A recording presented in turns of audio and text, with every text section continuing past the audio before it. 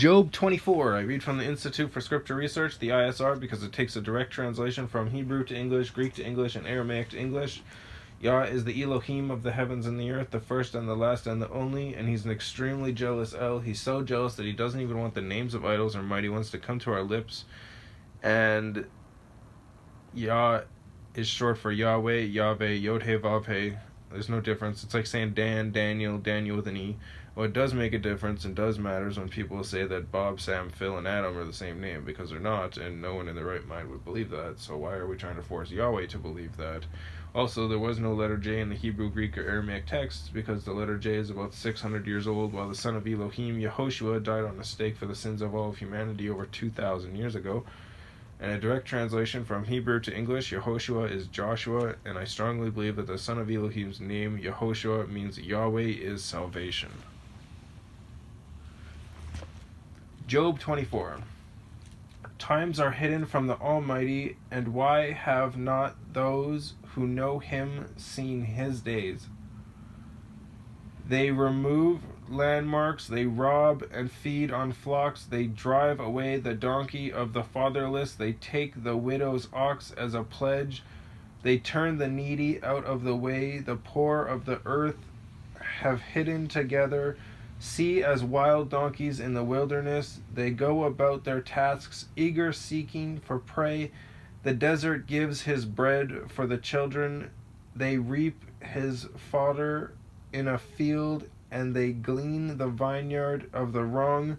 They spend the night naked, without a garment and without covering in the cold. They are wet with the showers of the hills, and have embraced a rock for lack of shelter. They snatch away the fatherless from the breast, and take a pledge from the poor.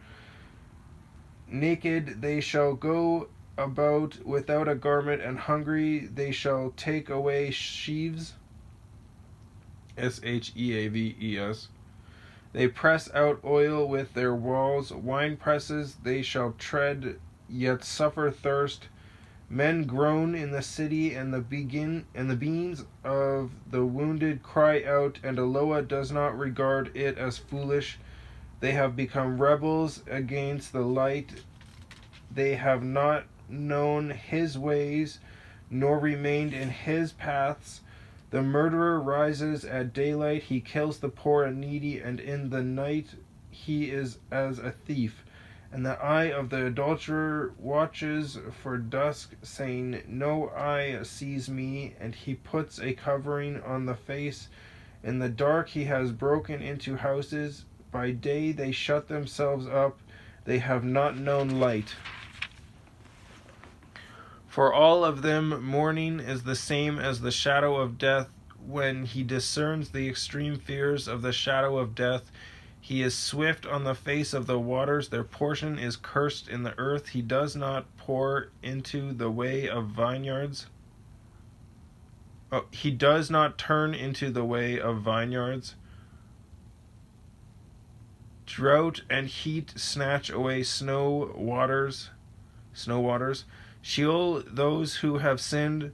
The womb forgets him. The worm feeds sweetly on him. He is remembered no more, and wickedness is broken like a tree.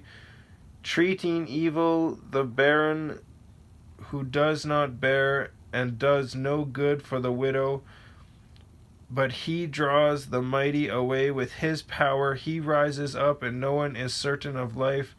He gives him safety, and he leans on it.